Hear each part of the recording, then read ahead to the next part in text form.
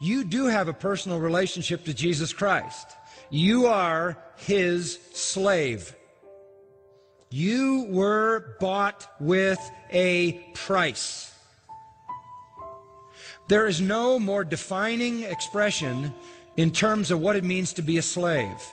It means to be owned. I would like to invite you to become a slave of Jesus Christ. I would like to invite you to give up your independence. Give up your freedom. Submit yourself to an alien will. Abandon all your rights. Be owned by, controlled by the Lord. That's really the gospel. We're asking people to become slaves. I don't hear a lot of that slave talk today, do you? They weren't asked, say there, Mr. Slave, what would you like to do to be fulfilled? They weren't asked, what do you think your purpose is? Can you dream your dream so I, your master, can fulfill it? If there is a slave, let me tell you something, there is a Lord. If there is a slave, there is a master. If there's a master, there's a slave. You don't call yourself a master if you don't have a slave, and you're not a slave if you don't have a master. That's why the New Testament never even bothers to defend the idea,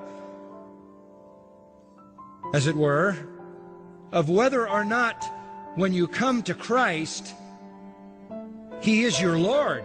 That is patently obvious. When you confess Jesus as Lord, you are at the same time confessing yourself as slave.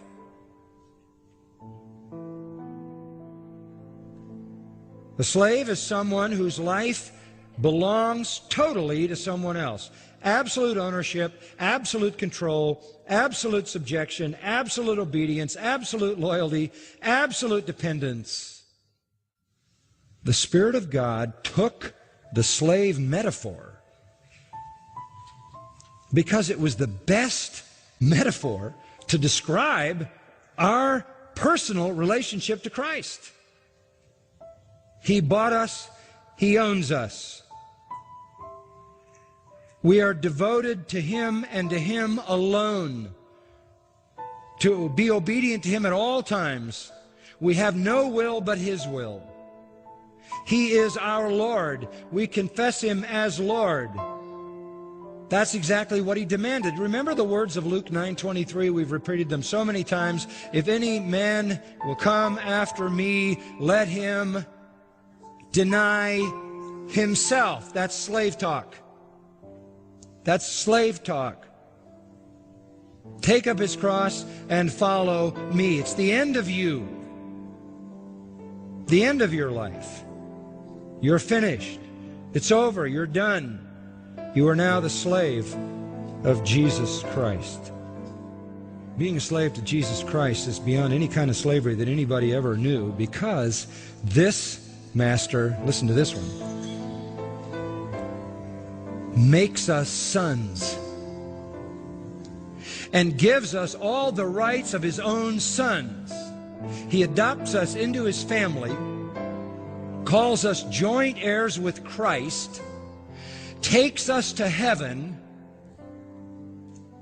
where we rule and reign from His own throne, and pours out all the lavish riches in His possession forever and ever and ever for our own unmitigated joy and His own glory.